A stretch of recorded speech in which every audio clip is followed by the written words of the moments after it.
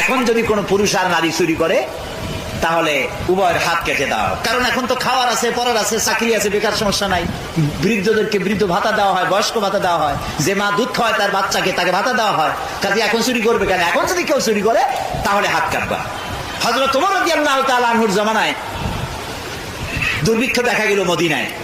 তিনি তখন ম্যাজিস্ট্রেট, হাকিম, বিচারক, তাদের সবাইকে ডাকলেন, ডেকে বললেন, দুর্ভিক্ষ শেষ না হওয়া পর্যন্ত যদি কোনো চোর ধরা পড়ে আর যদি প্রমাণ হয় যে পেটের জ্বালায় চুরি করেছে, হাত কাটা আইন চালু করা যাবে না।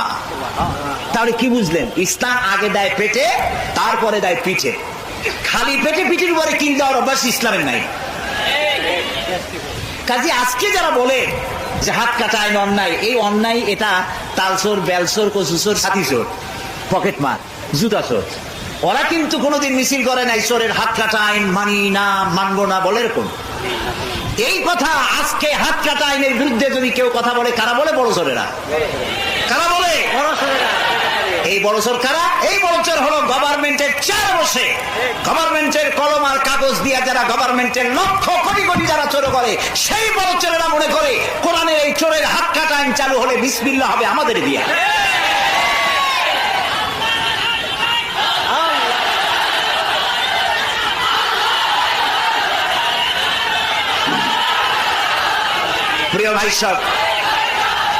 প্রিয় ভাই সব, সুতরাং ইসলামের পুরা আইনটাই হলো কার? চিল্লায় কোন তো কার? আল্লাহ চাইতে মানুষের কল্যাণকামী বুদ্ধিজীবী ছাতামাতা এইসব হবে নাকি? সুতরাং কোন রাজনীতিবিদ কি কইলো আমার জানার কোনো দরকার নাই। আমার জানার দরকার আমার আল্লাহ কি বলেছেন, আমার জানার দরকার আমার রাসূল কি বলেছেন।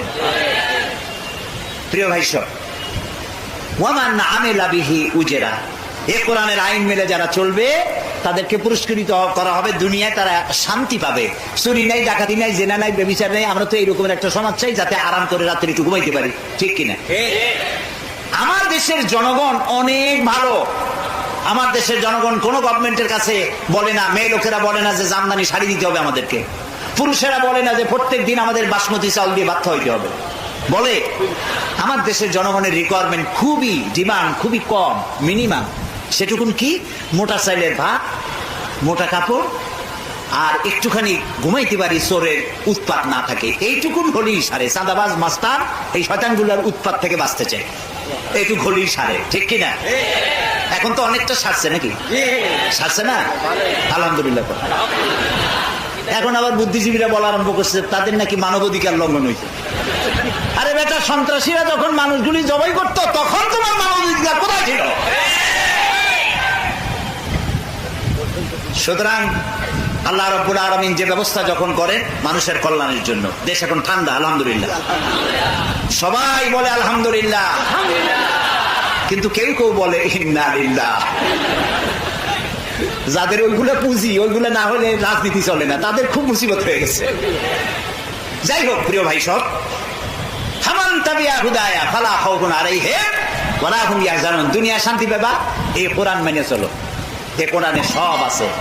যারা মনে করে কোরআন একটা তাবিজের কিতাব, তাদের জন্য দুঃখ প্রকাশ করা ছাড়া কিছুই নেই। আমাদের দেশে অনেক কোরআন শরীফ আছে খালি দাগ দেওয়া, দেখছেন না?